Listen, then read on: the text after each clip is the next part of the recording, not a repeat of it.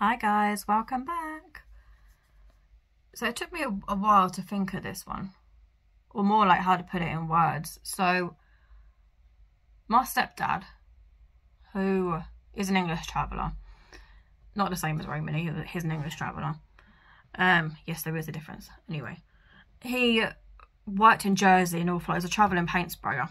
So he was all over everywhere. I've mentioned that in different videos. So at this one particular point in time, I was 15. Yeah, 15. And I was very rarely out of school. That's just the way that it is in our culture. Once you kind of, you leave middle school, you don't tend to go to secondary school. I was enrolled and I went when I could be asked, but I didn't like going. I was crap at it anyway. So we were in Jersey and he'd been out there for a while. And we stayed in a few different hotels. My stepdad, he is very, very good at gift of the gab. He would make a deal with the devil and he would still come out smiling. I'm not even kidding you. So he'd stay in different hotels until he pissed the staff off anyway. And yeah, so we were out in Jersey. And at this point, we'd left the hotel that we were living in. We lived in one for a while. Because out there, especially back then, you didn't have traveller sites. You weren't able to just pull up in a trailer somewhere. So we had to stay in a hotel. So because he'd been out there for so long, we ended up moving into like a little flat, little apartment thing. And at this point, because I didn't want to go to school, I was literally in a different country. Not that my school knew that. But I was literally in a different country. Even though it's still part of the UK, it's a different country. Channel Islands. So I would be doing admin for the paint spraying business. He'd be doing the work and I'd be doing the admin. But I was always one of them people, and I still am, where my head is always in the sky, especially at that age. And I would try and focus on stuff, but it would bore me. And if it bored me, I couldn't do it. So I would just find myself wandering off and exploring places. I mean, I was literally locked in that apartment. Like, in our culture, because I had no family around me besides him and he was out working, I couldn't leave that room because I couldn't. In our culture, we do keep ourselves away from the Gaji.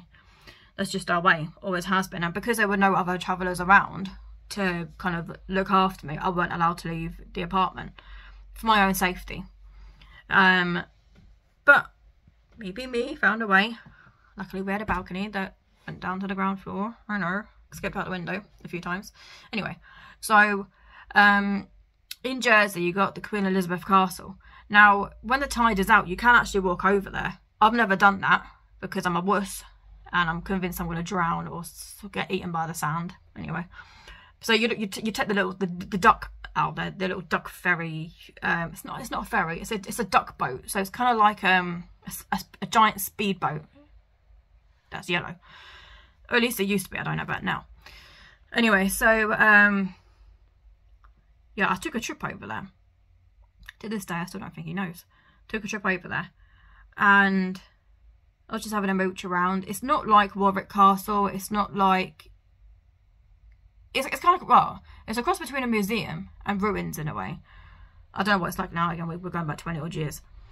And so I was going down these steps and I felt like I was going down these steps and towards these dungeons, but they weren't dungeons in the sense they are with Warwick Castle and stuff like that, because you don't have no torture stuff in there. It's not a museum. They are just barren rooms that are stone. Anyway, so I was going down these steps and I didn't really know where they left, just that they looked like these bunker style things.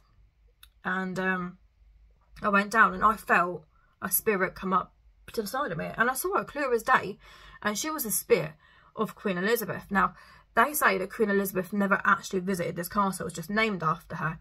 I'm not sure if it was her that I saw, or if it was a loophole memory, or if it was simply someone that looked like her. Anyway, she went off her way and I went down, and I went to this underground bunker, and they had these two-way mirrors. I mean, I don't know how far back they go, but they were there. And